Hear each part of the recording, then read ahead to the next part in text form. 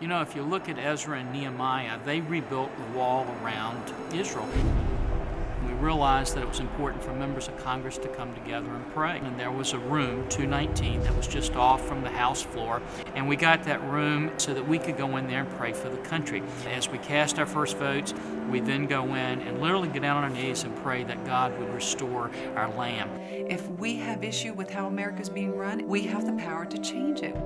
Prayer Caucus has been a great way to bring together members of Congress. We leave political labels at the door. We come together and let's just pray for wisdom. Whether you are the furthest on the right or the furthest on the left, you're all of one size in that room before God. We need to call the nation back to prayer. It's our duty and responsibility to join together and unite.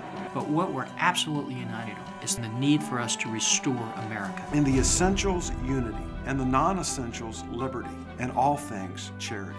We've got to define what the essentials are that we can coalesce around and to say, you know what? We're going to stand firm with one another in prayer and seeing a deliverance here.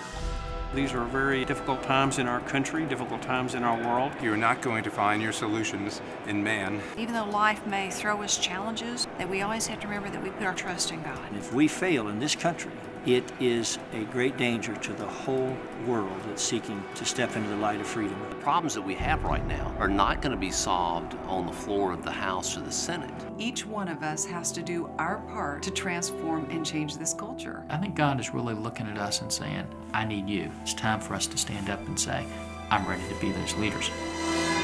As we all move together, that we move together in step. God is in charge, and that we are here to try to carry out His will. For this nation to stay great, we need for people to pray. Help us. Fight for the country. And pray for us here in Congress that we will continue to seek God's will. As surely as your prayers are heard, they're felt in Washington, D.C. Silence is consent. This is a wake-up call for us. We need this kind of revival of people turning back to God. It's the only thing that's going to put us back on the right course. We do have a history.